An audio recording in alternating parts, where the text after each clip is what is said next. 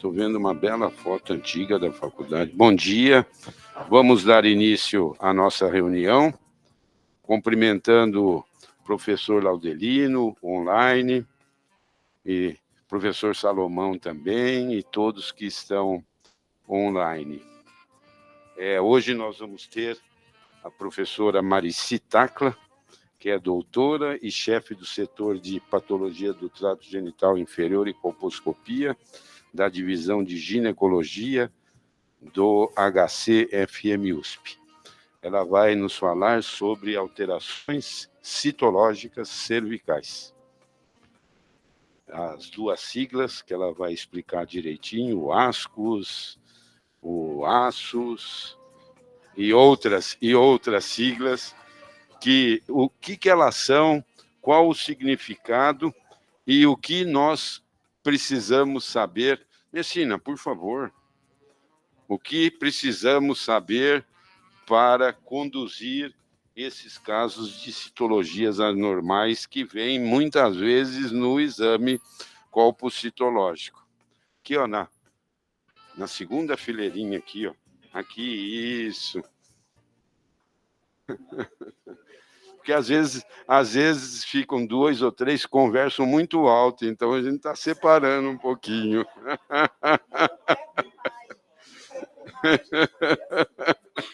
Não é. Os chefes estão vindo todos mais para frente um pouquinho, nada disso. É só para a gente rir um pouquinho, né? É bom. Então, Marici, por favor, explica para a gente tudo isso, tá bom? Não, o seu.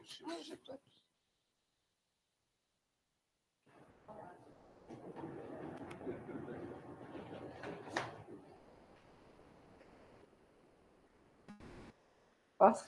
Bom dia. Aqui a fotografia que eu gosto de pôr da nossa faculdade, sem o HC e com HC. Eu quero agradecer ao professor a oportunidade e vou agradecer agora ao professor ASCII-US e ASCII-H. Eu não falo ASCUS, que eu acho feio, eu falo ASCII-US e ASCII-H. Então, ensina nós. Eu vou ensinar. Mas eu queria também mencionar um agradecimento que eu ainda não fiz formalmente, quando o senhor me convidou para ir falar lá longe. E foi muito bom. Nós voltamos inteiros, nós tivemos, acho que vocês souberam, no Líbano, num congresso, e a gente voltou ainda em tempo, sem pegar a guerra. Graças a Deus. No limite. Bom, as alterações citológicas de significado indeterminado, a gente vai falar hoje sobre ASCII-US e ASCII-H. Segundo o meu colega e professor Jesus, sopa de letrinhas, né, Jesus? Na verdade, eu vou começar pondo aqui uma coisa que eu acho que faz a gente tentar ficar interessado no que nós estamos falando e tentar esclarecer. Eu fiquei perguntando para os colegas, talvez tenha um viés, porque eu perguntei muito para o pessoal que faz PTGI, falando o que vocês querem saber, o que eu vou falar sobre ASCII-US e ASCII-H. Elas comentaram, a maior parte, os residentes também me deram algumas sugestões. A citologia ASCII-H com colposcopia normal, o que fazer? Quando indicar biópsia de colo em paciente com ASCII-H e ASCII-US, quando o HPV é negativo? O ASCII-H, ASCII-US pode ter relação com o DIL? Até quando considerar ASCII-H em paciente oncológica como sendo possível ser por atrofia? Algumas dessas questões talvez vocês ainda nem tenham ponderado, mas o fato é que são dúvidas, como eu disse, mais relacionadas com pessoas que estão habituadas a ir um pouco mais fundo. Mulher menopausada tem a mesma conduta em ASCII-H e ASCII-US, estrogenização sempre ajuda? Obviamente, a gente vai começar a falar disso por um interesse que tem a ver com o câncer do colo do útero, isso é meio óbvio, e essa figurinha carimbada, porque a gente tem a oportunidade de fazer algum diagnóstico, alguma intervenção ao longo de muitos anos, quando essas células podem nos mandar uma mensagem e o diagnóstico citológico, desde Papa Nicolau e Traut, em 1952, publicando então, o reconhecimento destas células como sendo um parâmetro para que a gente possa entender o que está acontecendo no colo. A citologia líquida é uma otimização da citologia convencional com algumas vantagens. Os patologistas estão mais habilitados, o Dr. Luiz é a pessoa que, quando faz a convencional, vê tudo que tem gente que não vê na líquida. Mas isso é uma questão de método. Há quem diga que é quando você tem ar-condicionado ou você anda com o carro nas marchas, mas, enfim, a gente sabe que isso vem aumentando. E eu gosto muito dessa figura, porque, para quem viveu, conheceu e ficava acostumado a falar em Papa Nicolau 1, 2, 3, 4, 5, essa figura nos faz ter uma noção muito precisa de como a nomenclatura foi mudando em função de alguns parâmetros, principalmente o esclarecimento, até Bethesda, que mais ou menos em 2000, acabou estabelecendo uma nova nomenclatura muito relacionada com o conhecimento do papel do HPV no desenvolvimento do câncer do colo. E aqui, se vocês forem prestando atenção nas cores, então, quando é negativo, é tudo negativo, mas nós tivemos a nomenclatura displasia, depois a nomenclatura neoplasia intraepitelial, hoje se fala em lesão intraepitelial, já não falamos mais em grau 1, 2 e 3, que era da displasia leve, moderada e severa, e que hoje ficou em baixo grau, leve ou alto grau, mais severa. Então, as pontas são fáceis, né? São iguais. Aqui no meio, além destas dúvidas, em Bethesda apareceu alguns termos novos, que são o ASCII-US e o ASCII-H, e tem o AGC, que a gente vai comentar em outra oportunidade, porque só esses dois já levam bastante tempo. Então, Bethesda fala em NILM, L-Sil e H-Sil. Eu estou falando nisso porque são terminologias e siglas que a gente está acostumado a falar, apesar de serem advindas do inglês, o L-Sil e H-Sil é muito adotado no dia a dia, na terminologia oral, a gente fala bastante, mesmo aqui no Brasil. O NILM não pegou tão bem, a gente fala negativo ou normal. Mas aqui interessante, além de ter aquelas mesmas observações do Ruda, das outras terminologias anteriores, eles colocam como uma forma que eu acho interessante da gente pensar, que é uma zona cinza de interpretação. Então, tem os quadros muito bem definidos, mas tem alguns que são chamados de uma zona cinza. Então, Bethesda introduziu as células, aqui nós vamos falar das escamosas atípicas, sendo ASCII-US, de significado indeterminado, ASCII-H, com forte suspeita para lesão de alto grau. Aqui nós temos, e vamos falar também no que nós temos, e somos brasileiros e fazemos as diretrizes, essas diretrizes foram atualizadas a última vez em 2016, com uma restrição importante, que não foi colocado o teste de HPV por uma questão política financeira, mas essas diretrizes foram discutidas amplamente com todas as sociedades médicas e com todos nós. Eu participei, pessoas de vários locais do Brasil, e foi muito bem elaborada, só que nós temos aqui uma observação a fazer para vocês, que eu acho que é importante também trazer para o nosso conhecimento. A Sociedade de Citologia tinha uma nomenclatura citológica própria, e ela está ainda constando, inclusive, nesta publicação.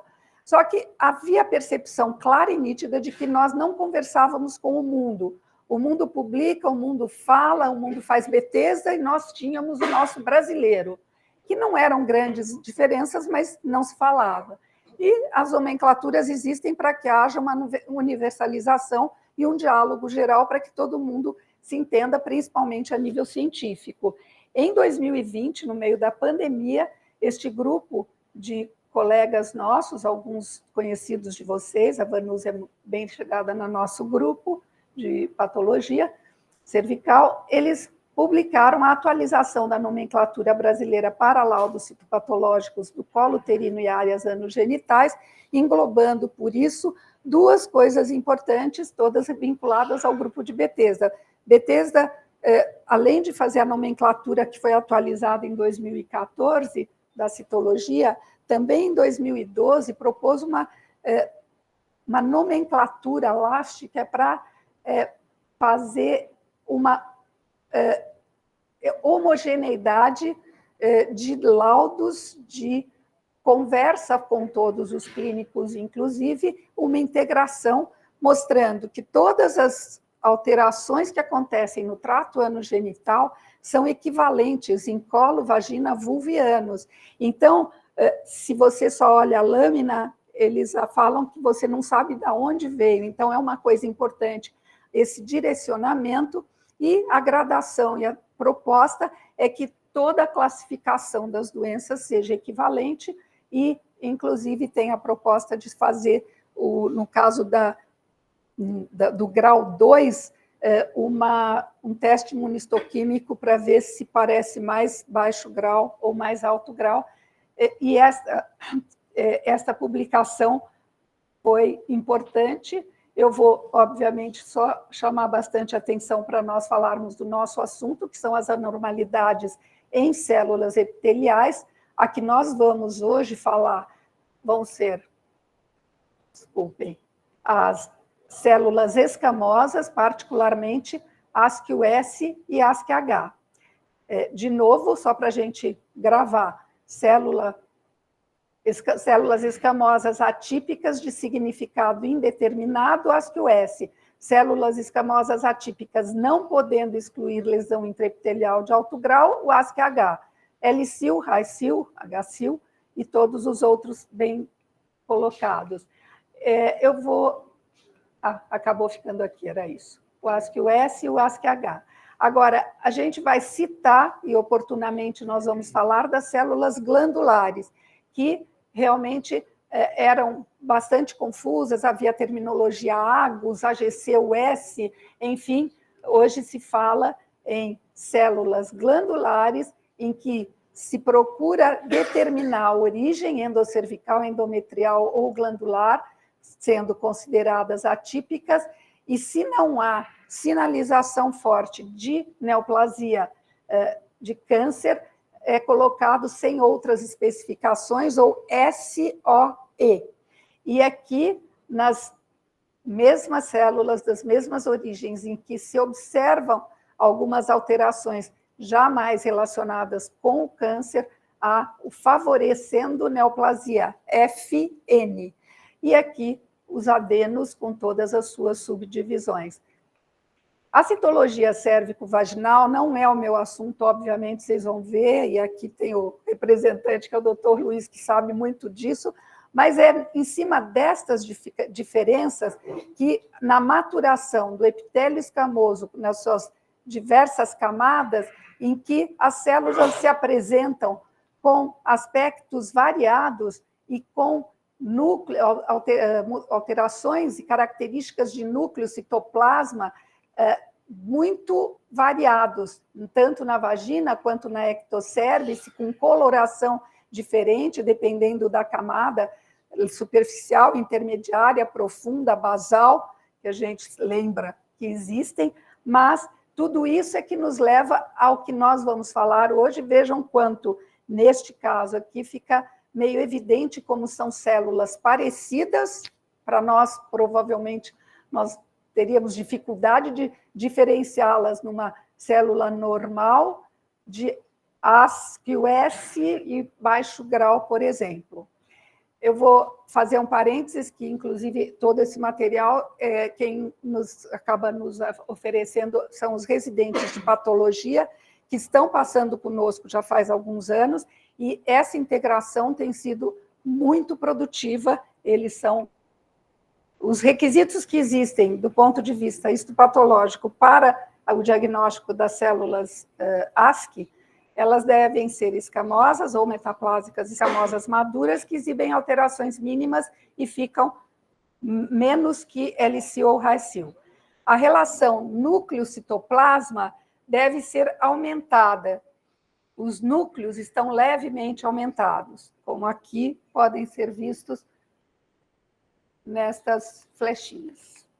Os núcleos anormais, alterações nucleares mínimas, que incluem hipercromasia, aglomeração de cromatina, irregularidade, manchas ou multinucleação, também são, então, características dessas células. Ligeiras irregularidades da membrana nuclear em um ou outro núcleo também podem ocorrer. Então, aqui nós temos um ascos, quando a atipia é vista em células maduras, e aqui exemplos de alterações de ASCH, quando alterações limítrofes são observadas em células metaplásicas imaturas ou basaloides mais profundas no epitélio estratificado. O diagnóstico diferencial, eu acho que isso aqui é bastante importante, porque vai responder algumas daquelas perguntas que a gente fez no começo. Reparo celular, atrofia. Esse é um diagnóstico que passou a ser bastante importante de conhecimento clínico, porque as células se confundem, o núcleo é menor e há confusão, há uma mimetização que deve ser esclarecida. Como podemos resolver? A aplicação de estrogênio tópico por 2 a 3 semanas leva à maturação das células. Então, o exame deve ser postergado com coleta e colposcopia na vigência desta aplicação, que, segundo vários trabalhos, mesmo em pacientes que tenham contraindicação de uso de estrogênio, com este período curto, uma vez, não trazem prejuízo, não tem a absorção que vai levar a um prejuízo sistêmico. Alteração actínica, células endometriais degeneradas, aqui, ó, pacientes usando DIU. Então, já temos que realmente esta é uma possibilidade, entidades não neoplásicas que podem ser interpretadas como ASCH. Carcinoma invasivo, que a falta de células atípicas únicas e fundo limpo favoreceria um processo reativo ou lesão intraepitelial, dependendo das características nucleares das células em questão. E a presença de necrose celular franca favorece neoplasia.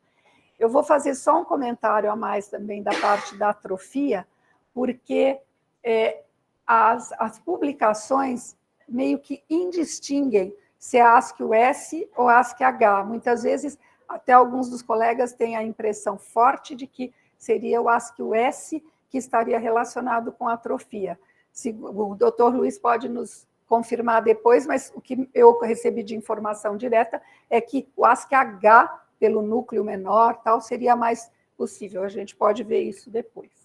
Então, há muitas críticas também à categoria ASCII. Inclusive, tem patologistas que se dirigem a gente e falam: nossa, foi uma coisa muito chata, porque daí não define. Então, suas aplicações subjetivas e inconsistentes trazem dificuldade e baixa reprodutibilidade inter e intra-observador. Mas tem estudos que demonstram fortes razões para manter a categoria ASCII. Por quê?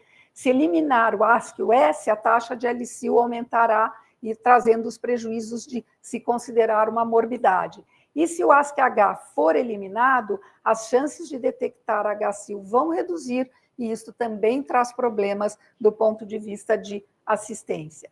Estes dados são importantes, tanto do ponto de vista de dizer a importância deste tipo de resultado, mas também porque, quando traz um parâmetro de qualidade de laboratório, quando há um número maior que 5% num laboratório de resultados ASCII, isto deprecia a qualidade da leitura dos citopatologistas. Além disso, aqui tem a nomenclatura Bethesda, que, na verdade, foi assumida pela Sociedade de Citologia Brasileira, equivalente a ela. Então, aqui só uma incidência relativa de resultados de citologia cervical, mostrando numa amostragem que temos 2,8% de ASCII-S, representando, inclusive no nosso meio, a maior parte das anormalidades de citologia que é registrada pelo Ciscolo. E a ASCII-H é 0,17, bem menor, e vale também observar, apesar de que não é o nosso assunto de hoje, que a AGC é 0,21, HiCil 0,21 e o LCil 0,97. Esta proporção costuma se manter. Nós temos um levantamento feito aqui no nosso hospital, em que é muito próximo disso, a única coisa é que o AGC até é um pouco menor. Então, aqui a gente vai só passar uma conduta que é recomendada pelas diretrizes, mas que a gente também adaptou para alguma coisa. Então, quando você tem um ASCII-S, eu posso já antecipar, diante das próximas condutas, vocês vão perceber que, em geral, como a relação com a neoplasia é bastante baixa, então ASCII-S é um diagnóstico que normalmente nos deixa mais tranquilo. E não se referencia, é um dos diagnósticos citológicos que não se referencia para colposcopia imediata. Geralmente se faz a repetição da própria citologia em 6 a 12 meses.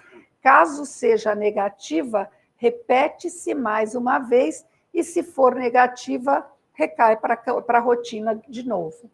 Caso ela seja positiva, igual ou mais grave em qualquer destes momentos, passa-se a se realizar a colposcopia ou genitoscopia de uma forma geral. Aí, se não houver lesão, você pode repetir a citologia em 6 meses e, sempre que houver 2 exames normais nessa sequência de repetição, nós podemos considerar a volta à rotina de exames. A outra alternativa, muito publicada e realizada de fato, e baseada com dados concretos e robustos, de que, colhendo uma biologia molecular, já que nós temos um valor preditivo negativo do HPV muito alto, aproximando-se mais que 99%, se você, 98% a 99%, se a gente tiver uma citologia negativa, desculpem aqui, já volto, a gente vai ficar bem tranquilo. Realizar a genitoscopia com lesão, aqui não tinha lesão, aqui eu esqueci, tem com lesão, faça a biópsia e a conduta é específica. Se aqui a biologia molecular é negativa, já vai para a rotina. Vocês vejam o peso que tem o fato de ter um HPV negativo. Se for positiva, aí vai para a colposcopia, que é o que nós estamos fazendo com um grupo de pacientes funcionárias aqui do HC, em que, na verdade, foi o primeiro exame, e aí nós fizemos o contrário, e na vigência de uma alteração, nós vamos para a colposcopia. Aqui é exatamente o fluxograma que está nas diretrizes e que coincide na sua maior parte, só não tem nunca parte de biologia molecular, porque a biologia molecular, como eu disse, não foi aprovada nessa ocasião. O ASCII-H, ele representa uma prevalência de 0,2% de todos os exames citológicos e um pouquinho menos, e dos alterados, 8,8%, enquanto o ASCOS é 49%. Os estudos revelam que no alto grau, em 12,2% a 68% desses achados, vai ter uma lesão de alto grau, uma lesão intraepitelial de alto grau. E desses achados, o câncer vai aparecer em 1,3% a 3%, que não é alto, mas a lesão precursora, sim. Estudo retrospectivo de ver e tratar, que significa você tem o diagnóstico citológico e você faz uma colposcopia e não faz a biópsia, já vai direto para o tratamento, isso é que se chama see and treat ou ver e tratar, diante de condições que são, não há sugestão de invasão, não entra para dentro do canal, a lesão é totalmente visível. A colposcopia é compatível com alto grau, e a paciente tem idade do menacme, não é jovem nem grávida, nenhuma das contraindicações, então estas mulheres, quando têm ASCH, não mostrou diferença significativa nas complicações e no supertratamento de mulheres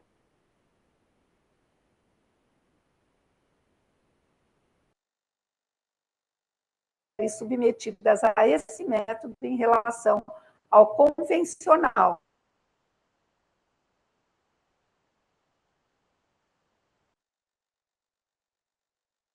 Tempo de fazer o tratamento, evitando, principalmente a nível de serviço público, vai para outra fila, para outro lugar, isso demora bastante. O teste DNA-HPV poderia contribuir em mulheres com colposcopia sem achados ou com achados menores, respondendo uma nova pergunta. Se você tem uma citologia ASCH e você tem uma colposcopia, que é a primeira coisa que a gente faz, negativa, o teste de DNA-HPV pode nos ajudar. Mas a recomendação para todas devem ser encaminhadas para a colposcopia como a primeira atitude. Lá no ASCOS, nem fazia colposcopia, ou ia para repetição, ou pode ir para biologia molecular, que é um caminho mais curto. Biologia molecular, aqui no HC nós fazemos. Deu negativo, vai embora. Agora, o ASCH não, faz colposcopia, e daí nós vamos ver se não achados maiores, achados menores ou normal, e isto vai depender também, e vai ser muito importante, a presença da JEC, porque se ela não é visível ou parcialmente visível, a conduta vai mudar. Então, se a gente tem achados menores, vamos para o caminho mais curto. Repete a citologia e a colposcopia em 6 meses. Se nós temos achados maiores e a JEC é visível, aí nós temos uma ZT tipo 1 ou 2, a gente vê até onde vai o final da lesão, e nós temos a possibilidade, fazemos a biópsia e temos a possibilidade de fazer, então, a excisão do achado. Se a JEC não é visível, hoje a gente usa a terminologia zona de transformação tipo 3, faça a biópsia, a avaliação do canal e faça a conduta específica. Então, aí nós temos a questão da avaliação do canal, que vem para cá também. Se você quer saber, porque a JEC entra, né? A junção escamocolunar ao longo da vida vai para dentro do canal, pela natureza, pela evolução natural, e pode ser após uma realização de um tratamento, de uma cirurgia, e que hoje, inclusive, nós temos como primeira opção fazer cirurgia de alta frequência, ou mesmo um cone, sem a introdução da mucosa para dentro do canal, justamente porque é neste limite que a gente vai fazer o controle posterior e aonde se instalaria uma possível recidiva ou persistência da lesão. Então, aqui, a avaliação do canal, que pode ser feita, eu vou mostrar daqui a pouquinho, ou por curetagem, mas frequentemente os patologistas são muito eloquentes e falam que é melhor fazer com citologia bem colhida, com escovinha, porque o material vindo da curetagem é muito fragmentado, lesa muito o próprio tecido que vai ficar no colo, prejudicando uma avaliação posterior. Aqui, então, só para dar continuidade, se o resultado veio igual ou mais grave, faça a excisão. E se o resultado é normal, nós temos a possibilidade de fazer uma cito e colpo em 6 meses. Existem as situações ditas especiais. Em adolescentes, mulheres até 24 anos, se você tem o ASCOS, que já era tranquilo no menacme, na paciente jovem, mais ainda. Você está autorizado a repetir só em 3 anos, e se for negativa, repete só depois de 25 anos e vai para a rotina. Se der positiva para ascos, repete só em 3 anos. Positiva para ascos após 25 anos. Se der um ASC-H em algum momento, realizar a colposcopia. Se não tiver lesão, tem a possibilidade de revisão da lâmina e, se é possível e altera o laudo, faça a conduta de acordo com o novo resultado. Se ela for impossível ou possível, mas mantém o laudo, nós podemos repetir a citologia em 12 meses na paciente jovem, lembrem. Se tiver lesão com achados menores, a gente admite o segmento com citologia em 12 meses. Em achados maiores, que são os achados colposcópicos, biópsia, e aí vai depender do resultado para se tomar a conduta. Em gestantes, a incidência de lesão intraepitelial de alto grau 2 e 3 nas gestantes era da ordem de 13%, variando muito conforme as séries publicadas. E a conduta com a gestante com ASC-H deve ser um encaminhamento para a colposcopia e realizar a biópsia apenas se houver suspeita de lesão invasiva. Então, essa é uma conduta que mudou, já não é agora, porque nós temos a última publicação de 2016 das diretrizes e do mundo em geral. Nós devemos não invadir a mulher gestante com qualquer procedimento mais forte. Então, ela, desde que não se tenha suspeita de invasão, ela deve ser realizada em 90 dias após o parto, para eventual confirmação ou afastamento e decisão terapêutica.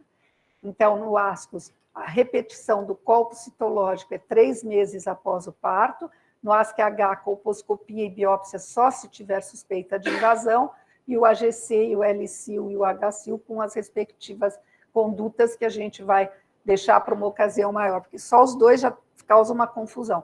Se tiver mais coisa, fica mais difícil. E só para também notificar, nós, com a orientação do professor, estamos fazendo no nosso ambulatório as colposcopias das gestantes. Então, a partir deste semestre, nós somos os responsáveis. Situação especial da menopausa. Tem uma maior frequência, esse dado é muito interessante, de lesão intraepitelial de alto grau em mulheres na pré-menopausa, mais do que na pós-menopausa. Provavelmente, a atrofia da mucosa possa mimetizar esta alteração citológica, que é o que eu venho falando e insistindo, porque a atrofia é uma realidade. No climatério ou com atrofia diagnosticada clinicamente, então, reforçando o que a gente também já comentou, recomendável preparo com estrogênio antes do exame, da colposcopia e, se possível, até da citologia. E na menopausa, a interpretação colpo-cito na pós-menopausa é um grande desafio. Falsas interpretações como atipias escamosas e ou lesões mais severas podem ser origem do hipoestrogenismo, com uma membrana nuclear irregular, relação núcleo-citoplasma, tamanho nuclear, hipercromasia do padrão anormal de cromatina. Então, isso nos faz ter algumas dúvidas, algumas dificuldades em conduta. O hipoestrogenismo e o NIC2 para vocês compararem, e aqui com o NIC3, vejam a semelhança, então não é para qualquer um mesmo. E então faça a estrogenização e repetição da colpocito da colpocitologia antes da colposcopia e com a estrogenização, se houver um resultado normal, aí tudo bem, caso esteja pior, aí a gente tem que fazer a colposcopia de novo e aqui só a citologia depois de algum tempo. E no caso de ascos, no caso das imunossuprimidas, qualquer resultado alterado, ascos, ASC-H e todos os demais que já, para as outras pessoas, já vai para a colposcopia, no caso da imunossupressão, a colposcopia já se faz no primeiro exame alterado, se não tiver alteração colposcópica, com 2 citonegativas com intervalo de 6 meses, retorna ao rastreio habitual, que nestas pacientes é anual, não é trienal. E no baixo grau, a colposcopia vai no primeiro exame também, que não seria, e a colposcopia do ASC-H, que é sempre o que se faz, como todas as mulheres neste caso. Então, aqui só um comentário reforçado sobre escovado endocervical e curetagem de canal. Lembrando que a curetagem não deve ser realizada em gestantes, há bastante controvérsia nisso, muita publicação, mas a tendência cada vez mais é de se achar que um bom escovado dá um resultado adequado. Inclusive, nós tivemos essa discussão no último congresso em Salvador de PTGI, todo mundo ficou numa sala que eu entrei, todo mundo estava defendendo a curetagem, e aí até eu mesmo levantei e falei assim, e quem é que tem cureta de canal? Porque não existe para comprar, para vender, não tem disponibilidade, porque ninguém faz, não é o que se faz. Aí eu acho que o Jesus, Malu e doutor Luiz podem também afirmar um pouco mais. Tem trabalhos correndo, eu sei que em Barretos eles estão fazendo um trabalho comparativo também, mas os estudos mostram que não há grandes diferenças. Para encerrar, eu vou trazer, para a gente poder ficar com isso, que já é bastante confusão, mas eu acho que para informação é bastante importante. Nós sempre nos baseamos, a vida, nós somos acostumados, principalmente os mais velhos, de que a gente ficava olhando as diretrizes dos outros países, Europa, Estados Unidos, principalmente. E hoje nós temos as nossas diretrizes. Eu vou afirmar, antes de entrar na americana, que muita gente pergunta, mas você faz isso no seu consultório? Sim, eu faço no meu consultório, com algumas adaptações, mas nós fazemos e somos convictos do que nós fazemos, e realmente é óbvio que a gente usa o HPV mais do que, porque lá não tem, mas dá para usar. Só que agora tem uma publicação da americana sobre as diretrizes em 2019 e 2020, em que há uma grande alteração dessa conduta, que logicamente é importante no mundo, né? A gente sempre pensa, é que as versões anteriores sempre foram, dependendo do resultado, aí ia para uma conduta ou para outra. Se tem alto grau, se tem baixo grau, se tem ASCH, se tem o nome da alteração. Só que agora eles têm uma conduta que é baseada em riscos. O objetivo principal da triagem e manejo é a prevenção do câncer através da detecção e tratamento do pré-câncer, e antes se usava algoritmos baseados em resultados. O in situ e HPV, eles usam o HPV já há muitos anos, e fazendo colposcopia e manejo, sabe-se que o americano não faz muita colposcopia, muito diferente do Brasil, porque lá é um procedimento caro.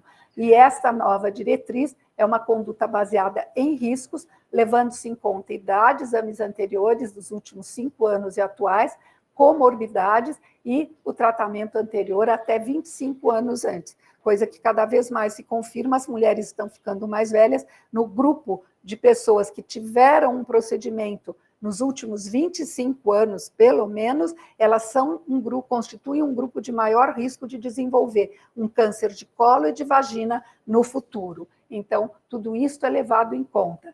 Posso também falar, sem medo nenhum de estar errando, que nossa conduta não é de agora, sempre foi no nosso serviço. Nós não somos americanos que fazemos com continha. Vocês vão ver que eles têm até um aplicativo. Mas a nossa conduta no nosso ambulatório é baseada em riscos desde sempre. Obviamente, levamos em conta muito o resultado do exame, mas nós discutimos todos os casos, e os residentes sabem disso, baseado na idade, os exames anteriores, atuais, a comorbidade, e se tem alguma história, às vezes até de família a gente procura saber, mas não há comprovação. Só que a gente realmente leva isso em conta. Então, agora eles falam que é um gerenciamento igual para risco igual. E eles usam 3 estratégias: o HPV, que nós temos no HC, é a base para a estimativa de risco. Comparações de teste de HPV e citologia, e apenas citologia também é colocado na avaliação deles. Há um risco que é dito que é personalizado. Esses resultados atuais de teste de triagem anteriores são biópsias com fatores pessoais, e a estimativa de risco que eles desenvolveram ao longo de alguns anos é baseada numa coorte longitudinal prospectiva de 1,5 milhão de pacientes que foram acompanhadas por mais de 10 anos por um Seguro Saúde da Califórnia, KPMC, e eles fizeram todo o cálculo em cima desse lugar. Isso aqui é só para esboçar para vocês, não vem ao caso, porque, pelo menos a princípio, nós não estamos utilizando, apesar de não sei se vai surgir em algum momento. Então, eles fazem uma estimativa de risco baseada num aplicativo em que eles vão fazendo a pergunta,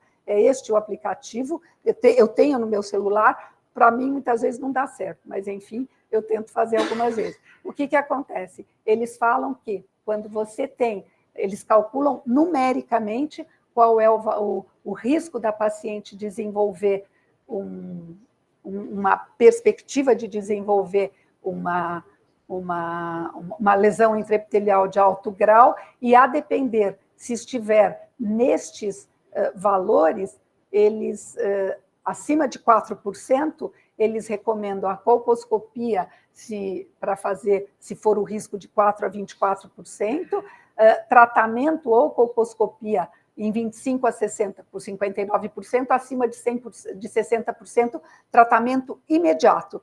Então, aqui eles fazem, e se o risco for menor que 4%, ainda assim eles avaliam de novo, tem uma subdivisão para ver se volta em 1 ano, em 3 anos ou em 5 anos. E isso é número. O aplicativo está no celular, eles vendem por R$ 52,99. Nessa época não é muito mais do que isso. Então, a gente acaba, teoricamente, tendo que entrar com os dados das pacientes para poder ter. Isso é um interesse que eu acho que nós temos que conhecer. E, para concluir, só a alteração citológica mais comum no ciscolo, 2020, foi 3,2% o ASC, né, de todos os exames positivos, e desses alterados, 60% são ASC. 47,1% ASC-US, 12,8% é ASC-H.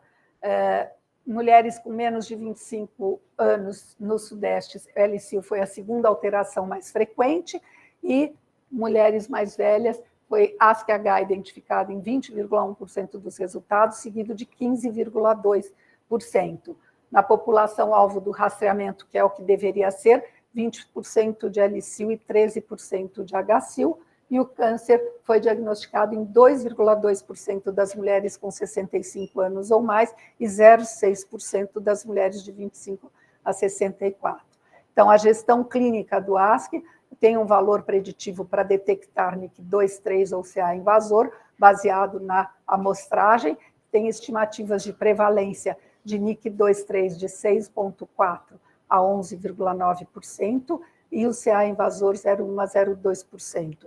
O ASC-H tem estimativa de prevalência de cerca de 12,2% a 68% de lesão de alto grau no Brasil, o CA invasor 1,3% a 3%. Então, idealmente, o ASC-H é que todas as pacientes sejam submetidas à colposcopia para confirmar ou excluir a presença de alto grau, e os ASCos sejam submetidas ao teste de DNA-HPV, que dá uma resposta mais rápida e muito eficiente. Estudos mostram que 35% a 50% das mulheres com ASC estão infectadas com HPV, e as não infectadas não apresentam risco maior de alto grau. Como vocês veem, teoricamente, tudo que a gente vai falando aqui ao longo da aula responderia a maior parte das questões que a gente fez no começo. Só que, na prática, é muito frequente que você sinta que aquele caso seu é aquele que não cabe nas diretrizes habituais, mas a gente acaba saindo por a tangente e consegue resolver. A gente vai ter o Cervicópia ano que vem. Muito obrigada.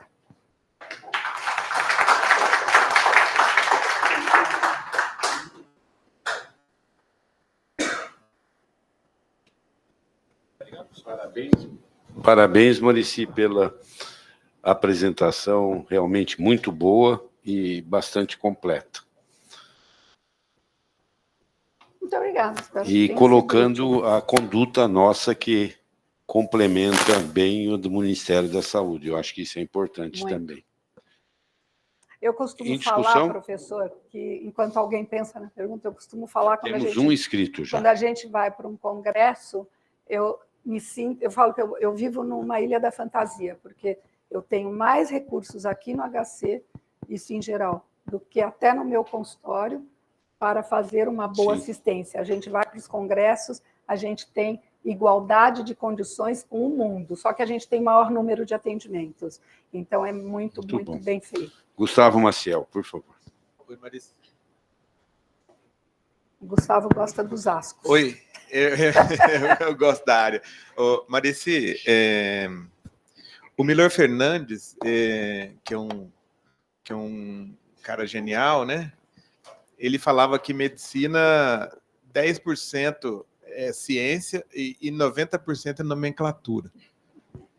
E aí a gente tem uma sopa de letras aí, e aí eu queria te perguntar duas coisas. A primeira coisa é com relação a essa questão dos desafios de ensinar isso para os residentes, né? Então, por exemplo, uma quantidade de nomes, e aí, só para você ter uma ideia, eu estava observando ali, então, por exemplo, chega um determinado momento, tem o Raicil ali, e aí, quando você vai fazer a divisão do Raicil, ela fala assim, aí pode ser NIC 2 ou NIC 3. Então, essas nomenclaturas, elas acabam coexistindo e viram uma coisa terrível, né? Então, assim, como você encara esse desafio para ensinar os residentes isso, e se você tem alguma esperança de que vai aparecer um CIRADS, o CIRADS que ele vai pegar e vai unificar todas 1, 2, 3, 4, 5 e voltamos ao Papa Nicolau. E segundo a doutora Filomena, aqui muito bem representada, desde que a gente era aluna, ela falava o seguinte, não tem nem sentido ficar fazendo 1, 2, 3, isso, aquilo. Tinha que ser normal e anormal. Aí seria uma boa.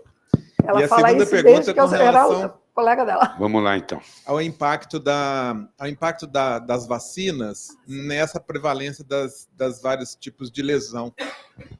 Tá. Eu acho que a primeira coisa, com relação aos residentes, é uma coisa que é um assunto que eu discuto todos os dias quando eu estou com residente, porque eu quero saber se eles aproveitam e eles aprendem. Eles aprendem. Aqui, muito. E eu acho que é fantástico, porque eles vão do R1 para o R2. Por isso que aqui é aqui. Aqui é aqui. É impressionante. Não é, Daniel? Não sei se tem mais... tem a Júlia ali atrás. Eu vivo são os preceptores. Só se eles me enganam, mas eles já foram residentes. Então, eu não sei se eles me enganam, porque eles aprendem, apesar desse número tão grande de... Eles chegam no R3, eu fico reclamando com eles que eles não discutem o caso comigo. Eu falo que eu estou carente, porque eles decidem sozinhos, sinal de que eles entenderam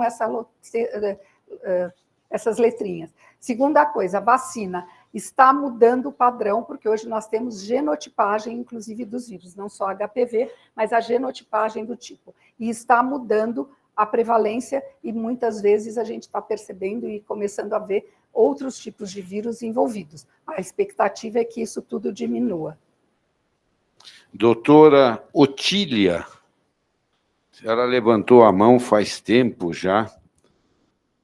Quer fazer alguma pergunta ou foi sem querer? Online. Acho que ela deve ter. Bem, enquanto isso, você respondeu do Milor? A do Milor. Eu vou, Milor, então, 10% e 90%. Mas eu faltou vou comentar. o Milor. Eu queria falar, acabei falando dos residentes antes, que eu acho que o do mais até importância. Mas é o seguinte, além do Milor falar, tem uma coisa que tem sido, inclusive, muito discutida, eu mencionei o ver e tratar, eu acho que é uma coisa bastante importante, porque essa história, mais do que as letras, é o vai e volta. A paciente desiste, e isso é muito grave. Elas não voltam no nosso serviço, que nós temos a otimização do controle pós-tratamento com um retorno, elas não vêm. E, por sinal, é um motivo que a gente tem que se preocupar com isso e talvez colocar alguém que vai chamar. Mas este é o pior problema. Letra por letra, as pessoas aprendem, que eu comentei. Você acaba ficando íntimo disso e você lida bem. Marici, por que não faz, como o professor Jesus, mais simples, nessas reuniões que vocês fazem? Eu lembro reuniões lá no INCA, no Rio de Janeiro, para padronizar, desde minha época do Nilson na Febrasio, também tinha aquelas reuniões que ficavam vários dias lá, por semana, durante meses, para discutir a nomenclatura. Por que não normal e anormal? Pois é.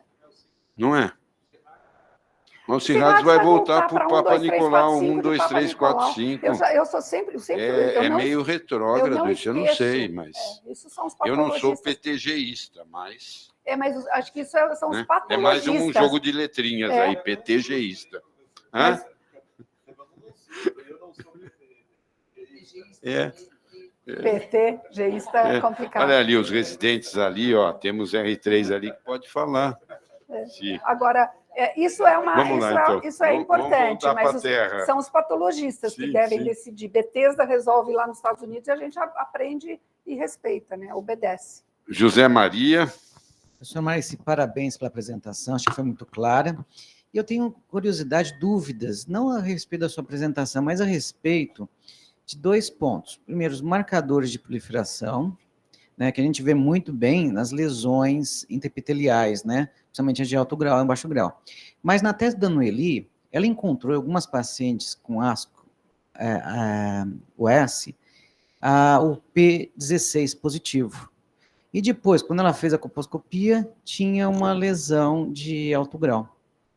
E outra coisa que nós encontramos também, pela autocoleta, mais tipos, né, de HPV. Existe alguma sinergia entre eles para a progressão da lesão? Teria alguma preocupação ou isso não tem necessidade? Então, eu pelo menos não tenho esse conhecimento. É óbvio que intuitivamente você pode pensar que quanto maior a carga viral e maior ela vai ser pior para paciente. Só que não há comprovação de que alguns tipos virais tenham uma oncogenicidade equivalente ao 16, 18, que são os piores, mas agora tem se visto 31, 35, 45, acho, que estão sendo mais cotados. Agora, metilação e ficar procurando alguma coisa é importantíssimo. O grande problema que a gente tem é que a gente trata 100% das pacientes com NIC3, sendo que 3% só que vão virar câncer. Mas os 3% valem para a gente tratar todo mundo, porque nós não sabemos quem são os 3%. A gente pode ter alguma sinalização para isso. Agora, isso a gente não tem. Outra coisa importante, que teve um estudo de 40 mil mulheres nos Estados Unidos, da Roche, que fez um estudo chamado Athena, em que eles tiveram em 10% dos NILMs, né, dos negativos, eles tiveram HPV 16 positivo e mudou conduta, a ponto de que, quando eles têm HPV 16 positivo e você tem, independente da citologia, você vai para colposcopia ou vai para alguma pesquisa maior, porque tem maior chance de desenvolver a lesão intraepitelial. Então, baseado nisso, até que foi feita a conduta, reforça o rastreamento com HPV, porque o problema da citologia é a baixa sensibilidade, né? Por isso que acaba acontecendo isso. Professor Laudelino, o senhor levantou, mas tirou logo a mãozinha, então a palavra é do senhor, por favor. O senhor sempre faz considerações boas após a abertura do seu microfone, professor. Abri. Pronto. Obrigado, professor. professor. O senhor tem muitas coisas práticas para colocar para a gente aqui, professor, por favor. Muito obrigado. O assunto realmente é muito interessante, mas como o Gustavo começou aí com o Milor, e eu gosto muito dele, eu queria lembrar também uma frase desse indivíduo muito inteligente. Ele dizia o seguinte: não resista às tentações, elas podem não voltar. Então, realmente tem um sentido prático bastante profundo e amplo, né? Muito interessante. Marici, você já está... Não me leve a mal. Madura no seguinte sentido, Marici. Você está analisando... Não, é bom. Amadurecer é bom. Você fez uma análise inicial muito interessante, comparando a classificação, a nomenclatura do Papa Nicolau, que é quando eu nasci, 1940, até a atual classificação de Bethesda, agora recente. E você mostrou uma equivalência. Mudaram os nomes, mas você mostrou uma equivalência bastante interessante entre essas classificações de 80 anos atrás até hoje. Mas a grande vantagem desta lesão, o carcinoma invasor do colo do útero, são essas lesões que precedem a invasão que podem ser diagnosticadas, quero dizer, e nós temos aí um prazo do quê? 3, 4, 5 anos. Essa é uma grande vantagem. Então, nós temos armas para fazer esse diagnóstico antes da lesão invasora. É realmente uma medicina preventiva, né? Um método preventivo. Então, Marici, eu vejo que na sua apresentação você falou uma vez só no uso da pesquisa do HPV quando o ASCH fosse encontrado na citologia e a colposcopia negativa. E há tempos atrás, tudo parecia que deveria começar com a pesquisa do HPV. Eu queria que você comentasse isso, por favor. Muito obrigado, Marici. Ótima a sua apresentação. Obrigada. Prazer, viu? É o seguinte, o que a gente acaba fazendo é porque começamos a falando, o caminho começou com as letrinhas, ASCH e ASCQ-S. Se o caminho fosse HPV, a gente teria tomado outra conduta e outro caminho para poder explicar. Eu quase que falava, mas aí tudo se multiplica na hora que a gente fala de um assunto, dá vontade de falar o resto. Se a gente começar do HPV, que é o que tem sido cada vez mais estimulado para que, inclusive no Brasil, provavelmente logo acontecerá, é que você comece com o HPV, porque o que você faz é reduzir a população de risco, porque quando está negativo, ela volta em 3 a 5 anos, e como nós vimos, o risco de desenvolver alguma coisa no grupo geral, imunossuprimidas, pacientes, né, com câncer ou com alguma outra característica própria, elas vão ser tratadas diferente. Mas na população geral, você faz o HPV e você restringe o número de pessoas que vão ser submetidas, então, a um rastreamento mais fino, que vai ser a citologia e, eventualmente, a colposcopia. A depender do tipo de vírus, às vezes vai direto para a colposcopia, porque você pode já tentar encontrar alguma coisa. Agora, quando você tem as citologias alteradas, e eu acho que vale mencionar quais são as indicações de HPV. Rastreamento, que é muito usado em alguns países, é uma possibilidade. A gente tem o controle pós-tratamento, que é absolutamente bem definido, nós fazemos aqui com sucesso. E nós fomos dos primeiros países a fazermos com 6 meses após o tratamento, que foi criticado inicialmente, mas hoje a maior parte dos países faz. Porque, de novo, você usa o recurso de que você diminui a população-alvo. Se você tem uma paciente que fez o tratamento, 60%, 70%, até 80% delas negativam com 6 meses, e a chance delas continuarem negativas é muito alta. Então, você usa o HPV para o pós-tratamento convictos, não volta. E a terceira opção é exatamente as alterações citológicas. Essa alteração anteriormente era só ASCQ-S, hoje, e a gente tem que aprender, além das regrinhas e dos fluxos, a pensar, porque se você tem ASCQ-S, já está definido, está ótimo, ela negativou, vai embora. Mas se você tem um ASCH, que você não sabe de onde veio, o que é, você tem uma pessoa que pode estar na idade mais madura, tem uma atrofia, ou ela tem alguma coisa escondida, ou a gente não sabe, o HPV pode sim ser importante, que foi o que eu citei.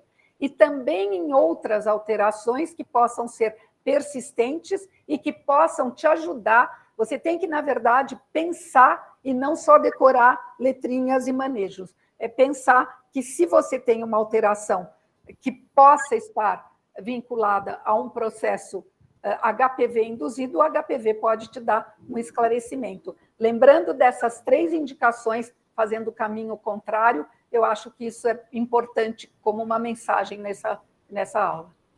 Respondi?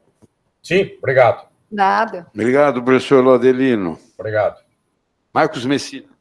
Marici, é uma coisa prática. Lá no ambulatório de cirurgia, uma paciente com um caso de um mioma sintomático, indicação de esterectomia, aí ela tem um ASCH com uma colposcopia normal, colo normal. ASCH, ela tem indicação de esterectomia. Posso fazer esterectomia direto? Não. Tem que fazer um cone antes? Dá para congelar a margem? Então, Porque, senão, você entende, eu fico... Essa é a nossa eterna briga que a gente ficou de fazer uma mesa na jornada, que você tira útero sem colo, isso é um horror, porque realmente há um problema. Tem que fazer um cone antes, então. Ou não necessariamente. Vamos deixar ela responder. Não necessariamente. Essa é uma dúvida comum no nosso ambulatório aqui. Do dia a dia. Fazer? E a gente recebe e a gente faz as colposcopias. A gente colhe o HPV, a gente faz a colposcopia. Se a gente não encontra a JEC, a gente colhe a citologia, que o doutor Luiz não deixa eu pôr lá que é endocervical, mas é endocervical, e a gente esgota todas as possibilidades. Atrofia, muitas vezes são pessoas que sangram e confundem porque elas têm mioma, mas são atróficas porque sangram. Então, na minha opinião, pelo desastre que é fazer uma esterectomia, analogamente, deixando o colo, para você fazer, e daí o Jesus vai sair, a Malu vão saber mais ainda, que você tira aquilo e, de repente, você tem algo maior, você está prejudicando a paciente. Então, do meu ponto de vista, do meu dia a dia, procure e faça a propedêutica maior que você puder, e principalmente aqui a gente tem... Então, Marici, mas aqui, conduta nossa aqui. Colhe o que HPV. Tem que fazer? Nesse caso que ele falou, que é o dia a dia dos residentes. Então, primeiro, colhe HPV, teste do HPV. Faz colposcopia e avalia se a JEC é visível ou não, para ver se faz uma citologia de canal ou não. Teoricamente, se houver uma suspeita muito forte, e aí eu repito o que eu falei, a gente leva em conta as comorbidades, a idade, a história junto, porque daí, eventualmente, você vai fazer um cone antes, sim. Tá bom. Celso Borelli. Oi, Marici. Celso também, eu não tinha visto. Também é onco. Obrigado pela revisão da sopa de letrinhas aí, que é difícil, como disse o Gustavo.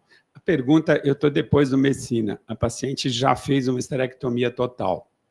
E depende da idade dela, ela continua tendo um epitélio escamoso, sem ter o glandular, não tem a JEC, mas tem um epitélio escamoso.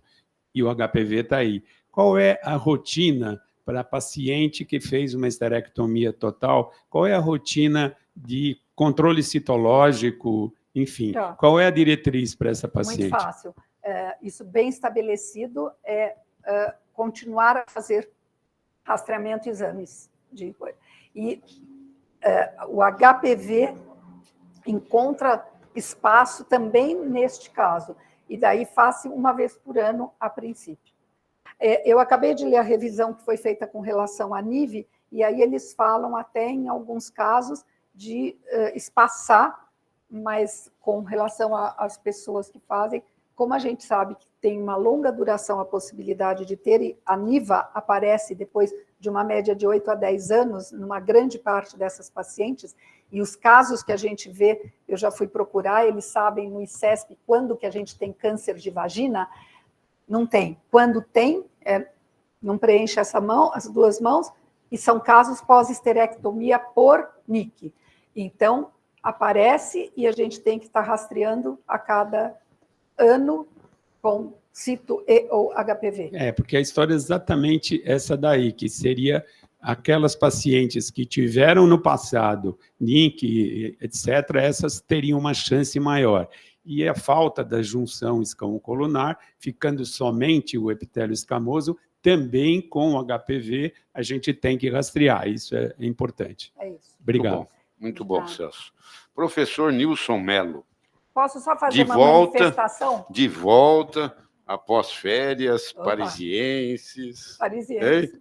Posso fazer francesas. Vou fazer um comentário, daí o Nilson também pega. Porque é uma coisa constante, e os oncologistas falam, tirar útero e deixar colo, para nós é complicado. São muito difíceis, até onde eu saiba, tratar o colo que ficou e que desenvolveu o NIC. Eu já tive a oportunidade de fazer. Eu sei disso, mas é só uma questão da gente... Não. É só uma questão de meio termo, só isso, tá? Evitar. Professor Nilson Mello, por favor. Bem, Marici, queria te parabenizar pela beleza da apresentação. Uma pergunta que eu faria, você já respondeu para o Laudelino, que é a questão da possibilidade de fazer a pesquisa do HPV, eu acho que não encareceria rastreamento, porque o governo consegue, como foi a vacina, a questão da vacina do HPV, o custo sai bem mais em conta, você diminuiria o número de avaliações, uma vez que dê negativo, mas você já respondeu. Aí eu teria duas colocações. Uma em relação aos métodos anticoncepcionais. Né? Nós está tendo uma coqueluche dos métodos anticoncepcionais progestagênicos exclusivos. O progestagênio, querendo ou não, ele pode levar a uma atrofia vaginal, a depender da dose, a depender do tipo, a depender da duração, a depender da suscetibilidade da paciente. Né? Então, a gente poderá ter um aumento, isso seria bastante interessante, né? Da questão das citologias ASCOS, ou ASC-H, a longo prazo. Isso era mais frequente com o Depo-Provera em situações que a gente observava aqui no ambulatório. E a outra pergunta é a questão do aumento da longevidade populacional. Antes da pandemia da Covid, a cada 10 anos, havia um aumento de 3,1 a 3,2 anos de vida de longevidade da mulher. Lógico que diferente da menor abandonada de rua, que é de 15 anos. Né? E, lógico, com a pandemia tudo isso mudou. Então, e o que acontece é que a mulher, cada vez mais, ela quer, e ela tem razão, ela é sobrecarregada, qualidade de vida. Por outro lado, com os medicamentos da disfunção erétil, a gente vê que houve um aumento das alterações, quer citológicas ou de lesões, HPV dependentes, na mulher, com o aumento da idade dela. E a tendência é que isso vai ocorrer de forma bastante importante. Né? E a medicina, apesar das siglas, como falou muito bem o Gustavo, né, pelo Milor, na verdade, ela demora muito tempo para tomar as decisões. Né? Então, essa é uma preocupação que ocorre. Com separações, novas uniões ou monogamia seriada, como acontece, nós vamos ter muitas lesões em mulheres com mais idade. Né? Então, essa é uma preocupação que ocorre. E o governo, por outro lado, como para parabenizar a apresentação, né, que você fez, o Ministério, mas sempre tem o toque do governo tentando bloquear determinadas coisas para não aumentar o custo. Né? Na verdade, eu acho que não aumentaria o custo. Eu acho que até poderia reduzir e dar mais tranquilidade à mulher do ponto de vista mental. Se você pensar que uma mulher que tem uma lesão, ela vai fazer uma colpocitologia daí 6 meses, talvez uma outra daqui 6 meses, do ponto de vista emocional, talvez ela vai ter que usar medicamentos que são, às vezes, mais caros. Né? Então, essa é a minha pergunta para você, com o aumento dessa longevidade. Olha, quando a gente discutiu, eu fiz parte do grupo que discutiu idade para fazer rastreamento, exatamente nessa ocasião. E o pessoal defendeu muito fortemente que abaixo de 25 aumenta a morbidade, e isso é uma coisa que no Brasil se discute muito. Olha, mas o início da vida sexual é muito precoce e tal. Mas você veja que a justificativa, na época que todos os levantamentos levavam no máximo 1% de câncer em pessoas jovens, nós temos 0,6% constatado pelo Ministério, e, de fato, inclusive, parece que eles escapam até de rastreamento. Então, fica mais bem resolvido. Porque acho que, não sei, a não ser que mude, tudo pode mudar na medicina. Agora, mais velhas, eu concordo, tem um limite, o mundo inteiro dá esse limite, 64, 65 anos, as diretrizes dos outros países. Só que eu acho que toda vez que eu dou aula falando das diretrizes, eu coloco até o que está escrito com muito bom senso nos prólogos que ninguém lê, mas eu li aquilo de frente para trás, e tem um negócio falando o uso judicioso das diretrizes. Então, de verdade, é óbvio, em termos de rastreamento populacional, de atendimento público, se estabelece isso, e que eu acho que você concluiu aquilo que a gente está falando. Esse negócio de vai e volta, o pessoal desiste. Então, tem que repetir outra daqui a 6 meses. Então, o rastreamento com HPV tem mais esse mérito. Ele vai aumentar a participação. E a outra coisa é que a gente não precisa falar assim, olha, eu nunca mais vou fazer nada. Fora que, mesmo antes ou mesmo depois, a gente tem que educar, eu acho que a maior obrigação nossa é educar a população médica para fazer isso, porque nós temos que ter a consciência de que nós temos que examinar a paciente. Todos nós sabemos que, frequentemente, até em clínica privada, o pessoal manda para fazer colposcopia para o ginecologista colher cito, papa, vulvoscopia, colposcopia, tudo mais, porque eles não põem a mão na paciente nem o olho. Então, concordo, e só eu acho que pode vir a mudar. E aí eu vou falar uma coisa completamente fora aqui do protocolo, porque eu falo que eu uso tudo bem das orientações e uso, só que em paciente mais velha, eu estico mesmo. Mas, de vez em quando, eu colho. Eu falo para ela uma vez cada X, e eu sempre olho. Tem aquelas que estão tão atróficas que nem adianta. Mas aí você usa teu bom senso clínico, e é o que está escrito nas diretrizes, o bom senso clínico e o uso judicioso das diretrizes. Tá bom? Isso que o Nilson colocou, eu acho que é muito importante também. Veja, aqui em São Paulo, a vacina de HPV ela foi ampliada para todas as vítimas de violência sexual até 45 anos. Aí foi feito, Nilson, um levantamento de quanto do que vem, porque as vacinas vêm do Ministério da Saúde. Mesmo ampliando, sobra vacina de HPV no Estado. Então, não implicou em aumento de 1 centavo. Agora, falando aqui, uma coisa que o Jesus mostrou muito bem aqui, a jornada do paciente. Da paciente com câncer de mama, como o Ruiz falou.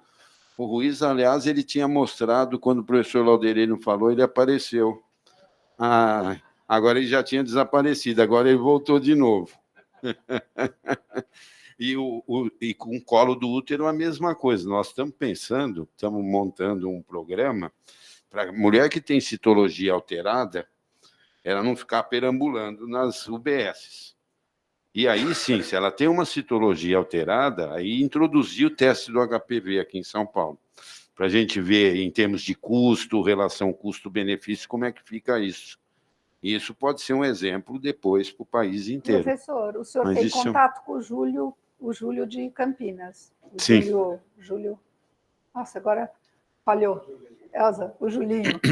E ele... Teixeira.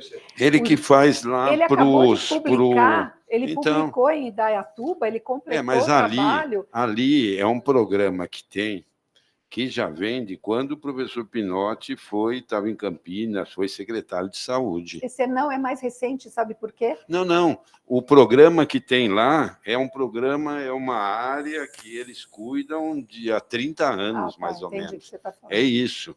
Isso não é... Isso ali é um exemplo, é um modelo. Isso. Então, mas não dá para a gente comparar isso no estado inteiro, porque são só eles que fazem isso ali. Mas é um piloto que nós vamos fazer aqui para ver. Ele tem falado. Até o Jesus tem conversado muito com a gente sobre isso também. Eu acho que vale a pena o teste do HPV. E, por exemplo, hoje aqui, se você tivesse finalizado com o protocolo que vocês que fizeram, que é o que nós adotamos aqui na clínica ginecológica. Eu acho que isso é importante a gente mostrar. Você falou várias vezes, mas se colocasse o nosso protocolo aqui, está sendo atualizado para publicar no que vem, se Deus quiser, e sempre colocar a nossa conduta aqui. Eu acho que isso é importante. Nós temos, cada setor tem, e quem faz são vocês. Não sou eu, não é o Nilson, não é ninguém. Vocês fazem os protocolos.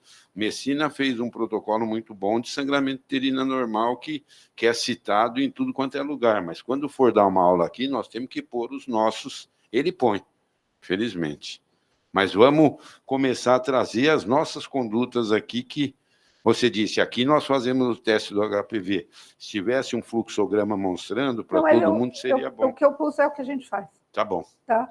Que o outro caminho que eu não falei do pós-tratamento que não estou te criticando, não. Você falou muito da nossa conduta aqui, que é diferente da do Ministério. Felizmente. Então, tá bom. Bem, a outra, só posso falar? Pode, para a gente finalizar, então. Para finalizar, uma coisa que a gente tem feito no dia a dia, e que já que o senhor está empenhado em fazer esses protocolos, e o seu resultado foi excelente, porque a lei da violência pegou o país inteiro. Em agosto, o nosso foi em maio, e em agosto o Ministério da Saúde adotou ele esse mesmo... E daí, eventualmente, o senhor fazer um movimento desse tipo para fazer vacina. Porque se fizer um movimento que daí estimule a vacina, aí o senhor amplia, porque fazer em São Paulo é uma amostra para o resto. Então, minha sugestão, fazer vacina para as pacientes de violência, porque as pessoas aí... Não, essas já estão recebendo. Elas já estão recebendo. Já recebem. Isso aqui já foi, desculpa. Isso já foi. Fazer uma coisa para ampliar. Agora, acho que é o teste do HPV. O professor Jesus colocou, quando o professor Vitor esteve aqui, falou, esse projeto, não foi, Malu? Esse projeto da FAPESP, da FOSP, não dará certo se não fizer o teste do HPV. Você foi bem taxativo aqui. Então, mas eu acho que nós temos a oportunidade, ele está aberto a ouvir e colocar ali, porque lá tem recurso. Então, tá bom. Olha, hoje é quarta-feira, amanhã é feriado. Então, desejar a todos vocês um bom feriado. Você não abriu. Sempre com muito cuidado. Muito obrigado, um abração.